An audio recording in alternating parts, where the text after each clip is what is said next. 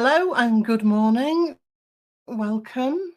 I'm Anne Leatherland, and my company, in case you don't know me, is Vocal Intuition. And I help female leaders and women in business to speak with greater confidence, clarity, and authority so that they can make an impact in their business arena and go on to increase their success. So, this morning, though, I'm going to speak about something very general to start with, which is your voice. Your voice is one of the best assets that you can have in your business. If you're interested in this topic and you happen to be passing, then do drop me a line, drop me a comment or a question. And if you happen to be watching the recording later on, then you can still do the same and I'll get back to you. So, your voice is one of the most important assets that you can have in your business. Well, why? And in what way? I'm going to unravel that as well. First, though, people don't really realize that their voice is not a single thing or that they can actually train it or change it in any way. Did you know that you can't point to your voice? It isn't a thing in your body. You can actually point to your voice box or larynx and you can see where your vocal cords or folds, as we call them, are. But with those alone, we can't make the speaking sound. They're actually part of the digestive system initially to protect the airway when we swallow. I'll try not to get too techie here in case it puts you off, but it's worth knowing. So, your voice is actually the result of lots of different things that go on in your body, in your muscles, and in your nervous system. And from that point of view, it's useful to know that these coordinations between parts can be trained and can be changed and can be made to work in the way that you want them to. Think about your legs. If you go running or you go to the gym and you do leg day, then your legs are the thing, but your legs can't work on their own. There are lots of other systems involved in making that coordination for you to run or exercise or whatever. And it's exactly the same with producing voice. So, first of all, think about it. We have to get air up from the lungs and to where these vocal folds are.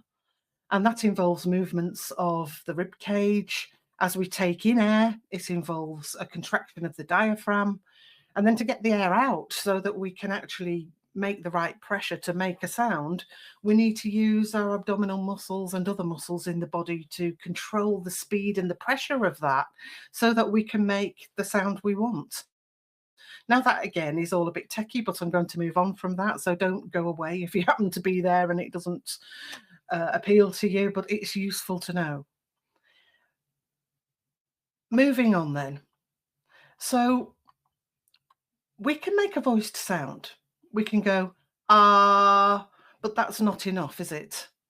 As opposed to an unvoiced sound, which is just like a, just air. There's a difference, but it's still not enough to communicate. So we need pitch changes and rhythm and emphasis to give meaning. Now, the best way I can demonstrate this is to get you to think about Sooty and Sweep, funnily enough. If you're old enough and you remember them, Sweep never said a word. Sweep just went, and by the intonations and the rhythms and the emphasis of that, and it was just a squeak in the puppet, then you understood exactly what Sweep was saying. It was very clever. Now, obviously, I'm not suggesting that in our businesses we do that. That would be really stupid. But ultimately, that's a basis, and we need words, don't we, to bring clarity to that and to fully communicate. Okay, so we're all set.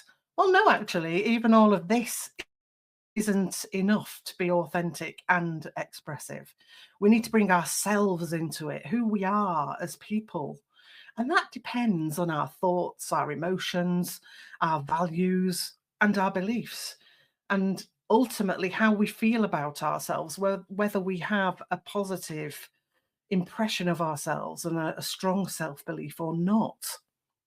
Now, we've all been there, haven't we, with the monotone speaker, the one who speaks a bit like this and never makes a difference. And it goes on through the presentation, and every phrase ends with the same inflection. That's almost like a robot, although I think AI is coming on leaps and bounds at the moment. I still don't believe it can convey the true expressivity and reality of a person, because there's an energy involved. I was speaking to somebody about this yesterday. There is an energy when we speak to other people, which I think AI just can't cut.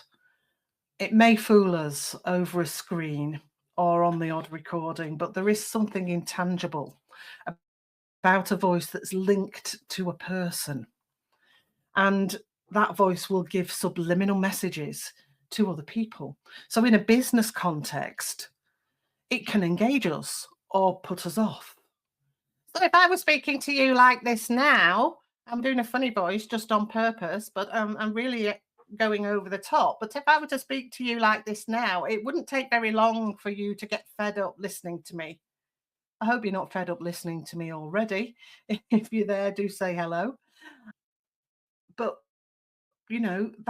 that's the point. The tone of the voice and the way that we use it can engage or put off others. And in business, we don't want that. We don't want them to be put off.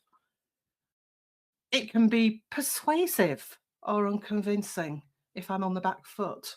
It can be impactful or it can be weak. And I'm just giving you examples here. I'm hoping you can hear them over the microphone. Or what if you don't speak very much at all to try and avoid the issue? Well, if you hold back or don't speak, then you're going to miss opportunities. You're going to miss opportunities for promotion or for interviews or for leadership roles. There's going to be a lack of visibility because people won't take on board what you're saying. So, I mean, visibility in that way. And in fairness, it's even harder for women anyway, because there is an unconscious bias against women when we speak. If you want to argue that one, that's a different day. But anyway, that can lead you to a loss of confidence. If you have any difficulties with confidence already, then that can obviously make it worse, and it's a vicious circle. So your voice is linked to yourself and your identity, and in that way, it's your power. So if you don't believe in yourself and you don't know how to link a positive perception of yourself to your voice, then that's going to come across and that's going to affect the people who listen to you. No matter how good the content, no matter how knowledgeable you are, that just won't come across. We need that passion, we need that connection. So, how can you make the most of it then? Well, obviously, you can build your vocal skills. As I said at the beginning, very often people will say to me, well, how can you train a voice? Isn't that just for performers and for actors and people like that? Well, no, everybody has a trainable voice. It's based on muscle systems, and there's even a muscle inside the vocal folds, vocal cords. You can build your self belief, and there are things that you can do to improve it and improve your positive self perception and understand how to link your feelings and your passion to your voice once you get over that nervousness of speaking in front of other people.